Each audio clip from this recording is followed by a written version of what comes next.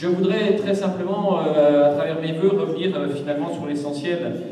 Non pas, je ne vais pas revenir sur les pages douloureuses, parce que je voudrais aujourd'hui qu'on se projette.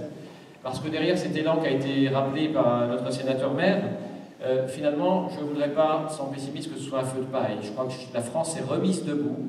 C'est vrai qu'on n'avait probablement pas mesuré à quel point nous étions un petit peu enlisés ces dernières années. Je dis un nous collectif, un nous de responsabilité.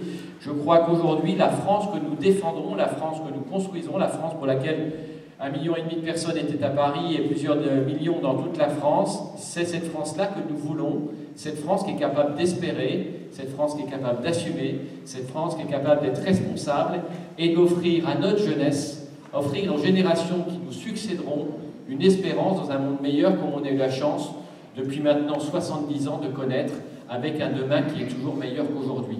Ce cycle du progrès, il s'est arrêté. Il s'est arrêté parce qu'on a peut-être oublié les fondamentaux, à savoir nos responsabilités en la matière, en particulier nos responsabilités en matière de démocratie. Tu le rappelais, Yves, cette année, vous aurez la chance de pouvoir vous exprimer à 2 reprises. Les départementales, les 22 et 29 mars, j'en parlerai pas trop au risque de faire confusion des genres, et puis les régionales, donc en décembre prochain. Ce devoir démocratique, nous qui parlons sans arrêt de nos droits, je vais surtout vous parler de devoir. Ce devoir démocratique, il est majeur. Il est majeur d'abord parce qu'encore une fois, c'est un devoir et qui vous donne un droit largement et chèrement acquis, mais c'est parce que derrière, c'est aussi cette responsabilité non seulement d'aller voter, mais aussi de faire des bons choix. De temps en temps, on confond, j'allais dire, un déversoir de ras-le-bol et un devoir démocratique.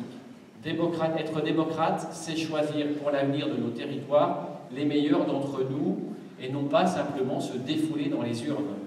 Je vous rappelle que ce qui s'est passé ces derniers jours, c'est l'intolérance, c'est l'extrémisme, c'est la violence, ce sont tout le contraire des valeurs œcuméniques, des valeurs républicaines humanistes que l'Occident a construit depuis que le monde est monde, j'allais dire.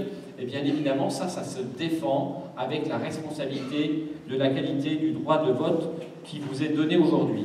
La responsabilité aussi, c'est par rapport au monde du travail et par rapport à notre protection sociale. Je le dis, notre système est à bout de souffle. Et bien évidemment, le département n'a pas compétence à jouer au législateur, le législateur fera son boulot, mais je peux vous assurer qu'en matière de protection sociale, c'est la catastrophe. Je pourrais vous prendre, bien évidemment, le département est parfois gestionnaire. Je pourrais vous prendre celui de la politique en faveur des personnes âgées, en faveur des personnes handicapées, ou même aujourd'hui en faveur des exclus, des grands exclus de l'économique, à savoir les bénéficiaires du RSA. Cette politique, elle n'est plus juste, elle n'est plus bonne, et aujourd'hui, elle ne joue pas ce rôle de permettre à l'individu en difficulté de lever la tête, d'être droit, de tenir debout. Elle assiste, elle n'accompagne pas, parce que nous sommes obligés d'appliquer des systèmes qui aujourd'hui sont à bout de souffle. En matière d'emploi, quand vous pensez qu'en Europe, dans certains pays d'Europe, vous avez 1 jeune sur 2 qui n'a pas de travail. Comment voulez-vous construire ça? On a un système qui défend nos petits avantages acquis, parce que quand on est du bon côté de la barrière, tout va bien et on s'accroche dessus, et quand on est du mauvais côté de la barrière, eh bien c'est la désespérance qui se creuse. Bien sûr, l'éducation, à commencer par la famille, fait ce qu'elle peut. Bien sûr, nos amis professionnels de l'éducation font ce qu'ils peuvent. Mais n'empêche que s'il n'y a pas d'espérance, comment avoir foi en l'homme, comment avoir foi à l'avenir, si on ne peut pas promettre un minimum, un emploi et un toit à chacun. Je vous invite chacun à réfléchir sur nos petits avantages, parce qu'on est prêt à partager ces discours, et quand il s'agit à un moment donné de reconstruire, eh bien généralement les corporatismes prennent le dessus. Ma profession est actuellement manifeste sur un corporatisme que je ne vous cache pas, que j'ai du mal à accepter dans le sens des responsabilités qui sont les miennes. Donc voilà, tout ça, c'est tout autant de marge de manœuvre que nous avons.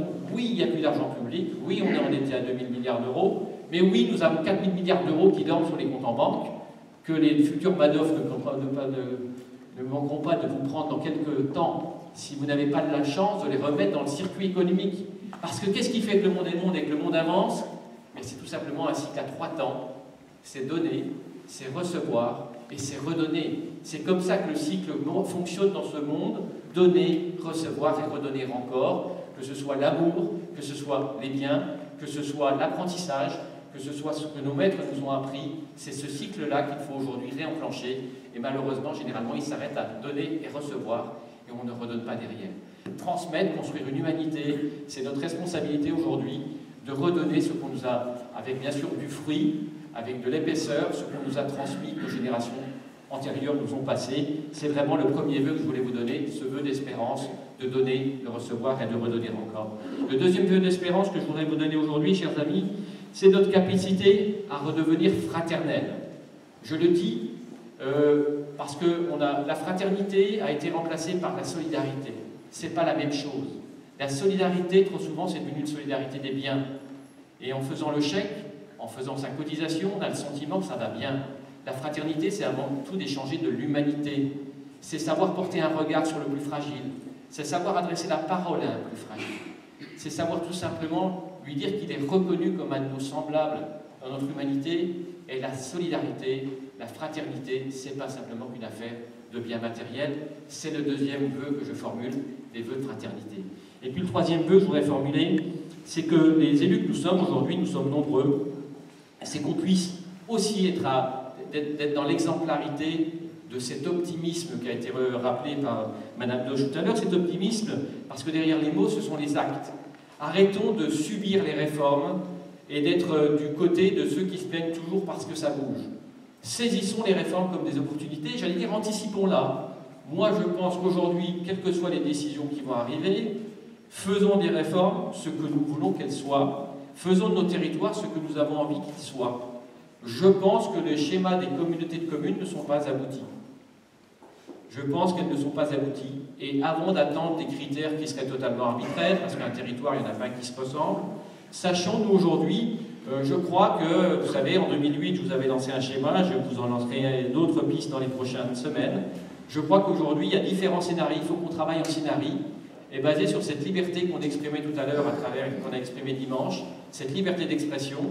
Les élus, les représentants de la démocratie participative, de la démocratie représentative, ont vocation à débattre, à se confronter.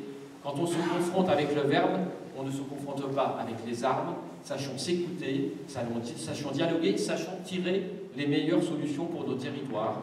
Je crois que sur cet est du canton de Bourgogne, eh bien, il y a bien évidemment un schéma qu'il faut qu'on avance rapidement avec la vallée de la Suippe. Mais moi, je n'oublie pas l'ouest des rives de la Suippe, par exemple. Je pense qu'on aura du mal, justement, si on veut ne pas oublier cette notion de fraternité et de solidarité de territoire. Quand on marie des pauvres avec des pauvres, ça fait toujours des pauvres. Quand on marie toujours des riches avec des riches, ça fait encore des riches. C'est pour ça que moi, je suis peut-être le seul dans la salle et content qu'on soit marié avec l'Alsace. Parce que je peux vous assurer que la fiancée, elle est quand même assez mignonne. C'est pas ces mousseux qui sont les meilleurs. Ils ont des petits blancs qui sont pas mal. Ils ont un système de protection sociale qui pourrait être exemplaire et qui est excédentaire. Et puis ils ont une économie qui va pas mal. Donc je me dis, arrêtons de pleurnicher, on est avec l'Alsace, saisissons cette chance. Troisième vœu, c'est ce vœu d'exemplarité, des forces vives que nous sommes tous aujourd'hui, nous sommes nombreux, chacun à notre place, sachons relever les manches et assumer. Voilà, j'ai été trop long, j'aurais pu vous dire, il y a quelques exemples, je ne vais pas vous les titiller, mais sur nos compétences qui sont les nôtres, départementales, communautaires, il y a un dernier principe que je n'oublie jamais, c'est le principe de subsidiarité. On sait qu'aujourd'hui, il y a des choses qui ne peuvent plus se faire à l'échelon de la commune. C'est pas très grave, c'est pas très grave, parce que les collectivités territoriales, c'est qui peut le plus, peut le moins. C'est que c'est pas parce qu'on pense grand qu'on fait tout grand. On peut penser grand et faire plus petit en proximité, et n'empêche que penser grand, ça permet d'être plus intelligent. Bonne année à tous, merci.